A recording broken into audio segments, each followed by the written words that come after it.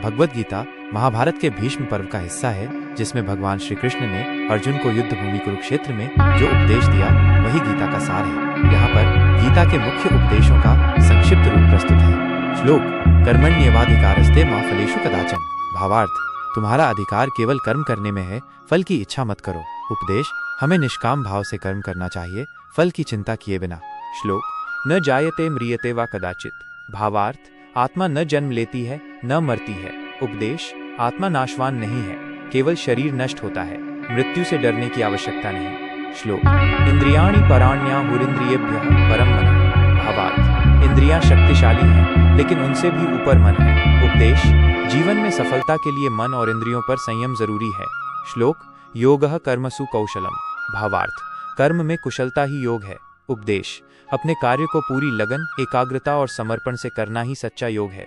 श्लोक: सुख दुखे समे कृत्वा लाभालाभौ जयाजयो।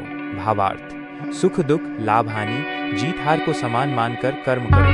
उपदेश: जीवन में हर स्थिति को संभाव से स्वीकार करना चाहिए। श्लोक: मन्मना भव मद्भक्तो।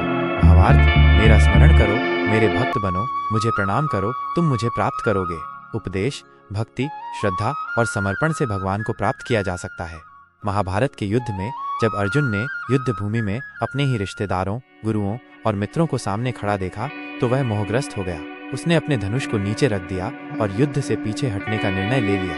तब भगवान श्री कृष्ण ने अर्जुन को गीता का उपदेश दिया, जो आज भी मानव जीवन के हर क्षेत्र में मार्गदर्शक सिद्ध होता है। युद्ध प्रारंभ होने ही वाला था। अर्जुन ने श्री कृष्ण से कहा कि वो अपनी सेना को दोनों पक्षों के बीच खड़ा करें, ताकि वो देख सकें कि उसके सामने कौन कौन है।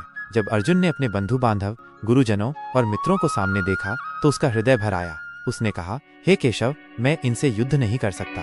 मेरा मन विचलित हो गया है, मेरे हाथ कांप रहे हैं और मैं अपने परिजनों का संहार नहीं कर सकता। श्री कृष्ण मुस्कुराए और बोले, हे अर्जुन, यह तुम्हारे लिए उचित नहीं है। यह युद्ध धर्म का युद्ध है। तू अपने कर्तव्य से क्यों पीछे हट रहा है? आत्मा अजर अमर है, शरीर नश्वर है, पर आत्मा न कभी मरती है, न ही जन्म लेती है। मृत्यु तो केवल एक वस्त्र बदलने जैसा है। योद्धा का धर्म है युद्ध करना। यदि तू धर्म के लिए युद्ध नहीं करेगा तो पाप करेगा। कर्मयोग का बीज: कर्मण्येवाधिकारस्ते मा फलेषु कदाचन। तू कर्म कर, फल की चिंता मत कर। यह निष्काम कर्मयोग का आधार है। श्री कृष्ण अर्जुन को समझाते हैं कि केवल त्याग या संन्यास से मुक्ति नहीं मिलती, अपितु निष्काम कर्म से आत्मा शुद्ध होती है। कर्म से भागना नहीं, बल्कि उसे भक्ति भाव से करना चाहिए। जो मनुष्य अपने कर्तव्य को ईश्वर को समर्पित कर निष्काम भाव से करता है, वही सच्चा योगी है।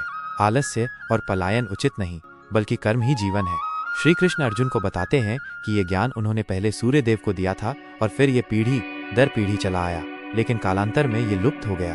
कर्म और ज्ञान दोनों एक दूसरे के पूरक हैं। जो व्यक्ति ज्ञान युक्त होकर कर्म करता है वह संसार के बंधन से मुक्त होता है। ज्ञानी आत्मा को संसार मोह नहीं बांध सकता।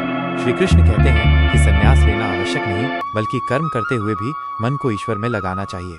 जो कर्म करते हुए भी स्वयं को कर्म का कर्ता नहीं मानता, वह सच्चा सन्यासी है। संयम और समता की भावना से कर्म करना ही श्रेष्ठ है। सुख दुख, लाभ हानि, सम्मान अपमान, सबको समान भाव से देखना चाहिए। यहाँ श्री कृष्ण ध्यान और योग की महिमा बताते हैं। योगी वह है जो संयमी है, नियमित आहार विहार करता है। ध्यानस्थ होकर आत्मा का दर्शन करना ही योग है। जो संभाव से सबको देखता है वही श्रेष्ठ योगी है। श्री कृष्ण अर्जुन को बताते हैं कि जो व्यक्ति मुझे संपूर्ण ज्ञान और विज्ञान से जानता है वो मुझे प्राप्त करता है। मैं ही समस्त सृष्टि का मूल हूँ। मेरी माया से मोहित लोग मुझे नहीं जान पाते। केवल वही मुझे प्राप्त कर सकते हैं जो भक्ति और ज्ञान से युक्त हैं। यह अध्याय मृत्यु के समय भगवान को स्मरण करने की शक्ति और महत्व को दर्शाता है। जो मृत्यु के समय मुझे स्मरण करता है वह मुझे ही प्राप्त होता है। आत्मा शरीर छोड़कर जिस भावना के साथ जाती है वही उसका अगला जन्म निर्धारित करती है। ब्रह्मलोक की प्राप्ति पुनर्जन्म से मुक्ति का उपाय है प्रभु का ध्यान। यह अध्याय भगवान की भक्ति को सबसे श्रेष्ठ मार्ग मानता है।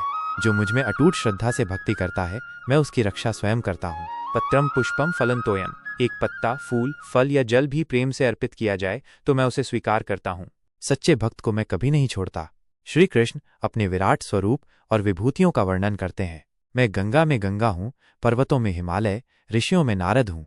संपूर्ण संसार में जो कुछ विशेष, तेजस्वी और प्रभावशाली है वो मेरी ही विभूति है। सब कुछ मुझसे उत्पन्न हुआ है। भगवान श्री कृष्ण अर्जुन को अपना विराट रूप दिखाते हैं।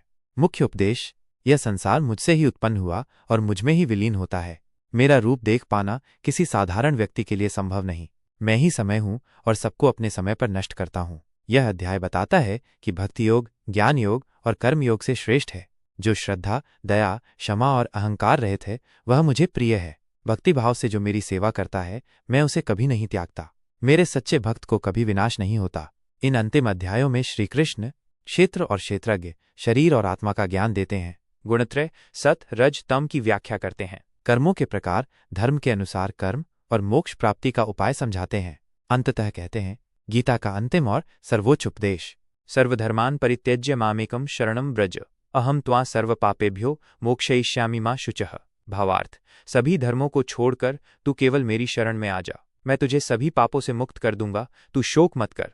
निष्कर्ष, भगवद गीता न केवल युद्धभूमि में अर्जुन को प्रेरणा देने का माध्यम बनी, बल्कि यह जीवन के हर मोड़ पर मार्गदर्शन देने वाला एक दिव्य ग्रंथ बन गई। गीता का उपदेश हमें सिखाता है कि कर्म करते जाओ, फल की चिंता मत करो। भक्ति, ज्ञान और योग का संगम ही मुक्ति का मार्ग है। ईश्वर में पूर्ण समर्पण ही जीवन का लक्ष्य होना चाहिए।